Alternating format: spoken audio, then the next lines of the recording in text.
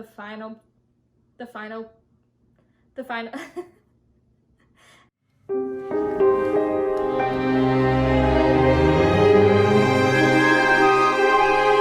Just got done watching Enchanted today for the first time in a really long time, and that is one of my favorite movies, if not like my favorite Disney movie of all time.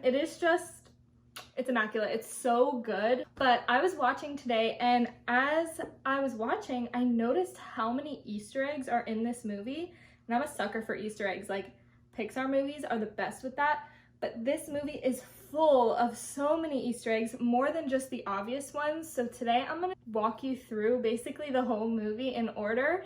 And we're gonna talk about some of the major Easter eggs and then some of the hidden Easter eggs. And if you've seen this movie, definitely let me know in the comments below if you found any more Easter eggs that I don't touch on, but let's get into the Easter eggs. Starting off with the opening of the movie, this is pretty typical of your early Disney princess movies, but it's the storybook opening. So you have the beautiful storybook, the pages open up, and we usually have a narrator introducing you into the movie. And that's where another little Easter egg comes, is the narrator at the beginning is Julie Andrews, which, if you don't know who that is, she played Mary Poppins in the original Mary Poppins. So that's just another really cool little cameo Easter egg. Some other movies that include that sort of opening are gonna be Snow White, Cinderella, Sleeping Beauty, Pinocchio, movies like that from the beginning of the Disney animation days. It's a really nice nod to the classics. When we get into Giselle's house in Andalasia, we see her and her little woodland friends creating a statue made out of found objects. That statue and the way she sits on it is a little nod to the Little Mermaid when we're in Ariel's grotto and she's sitting on the Prince Eric statue. So also in that scene, Giselle holds up 2 little blue diamonds or gems up to her eyes, just like Dopey does in Snow White. Next cameo after Prince Edward saves her, when they're on his horse and they're riding off into the sunset before their wedding, that's a nice little nod to Snow White, the ending scene after the prince wakes her up and they ride off into the sunset. Before Giselle's wedding, she runs into an old hag, and that is of course directly taken and inspired by Snow White's old hag, and they look very similar and they're terrifying. After Giselle is transported into New York City and she meets Robert and Morgan, she's telling them the story of how she got there. In one of the lines, she says, "I fell down, down, down."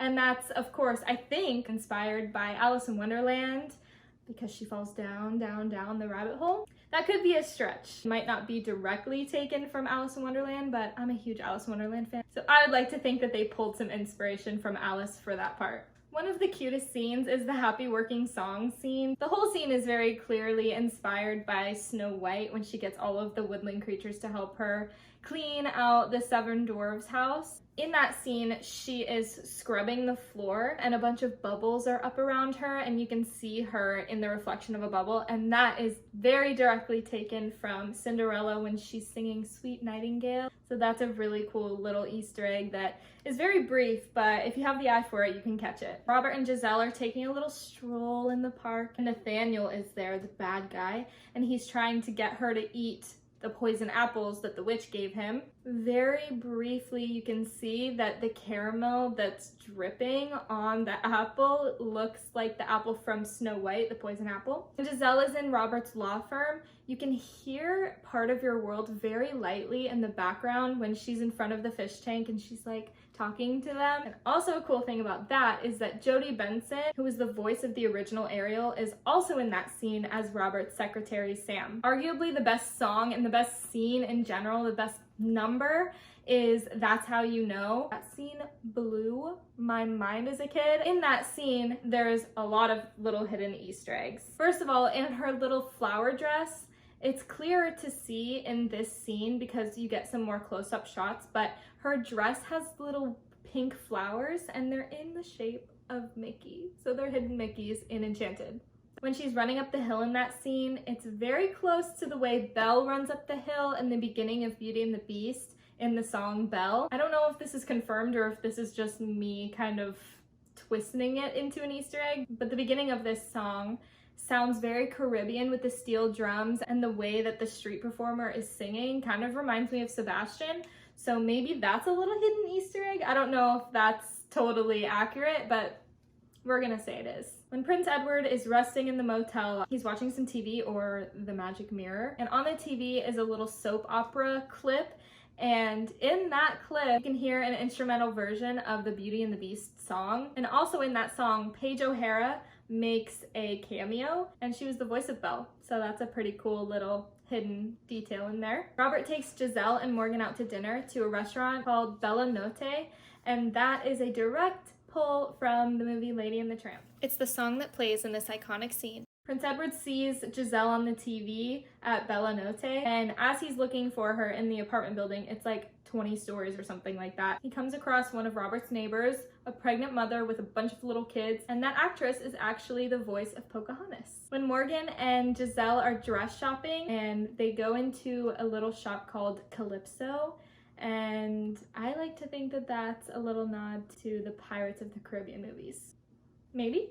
At the ball, the old hag finds Giselle and gives her the final poison apple, and the way that she takes one single bite and she drops the apple and it kind of rolls a little bit is just like how Snow White did it in her movie. Queen Nerissa turning into a dragon is an obvious nod to Maleficent in Sleeping Beauty. That's a really cool detail. When Giselle is running off to save Robert, she leaves one of her shoes just like in Cinderella. And another little draw of inspiration from Cinderella is at the end of the movie when the mice are helping Giselle make all of the dresses in her Andalasia dress shop. Those are all of the Easter eggs that I could find, but there's also a few other little hidden details in the characters' names. So Robert and Morgan's last name is Philip, which I think is drawing from Sleeping Beauty. The prince in that movie is named Prince Philip, and then Nancy, who is played by the amazing Idina Menzel, or Elsa. Her name in the movie was Nancy Tremaine, Lady Tremaine. Phoebe and Ethan, which are the couple at Robert's law firm that are going through a divorce, their last name is actually Banks, like Mr. and Mrs. Banks from Mary Poppins. So that's all the Easter eggs and hidden little details that I was able to find just by casually watching the movie again today. Let me know if you found any more that I didn't mention, or if you know any behind the scenes or secrets of the making of Enchanted. I'm gonna go watch Disenchanted now. I'll see you guys next time. Thank you so much for watching. Don't forget to like, comment, and subscribe. See you real soon. Bye! And then the couple from... Oh, that's terrifying! Divorce at Robert's law...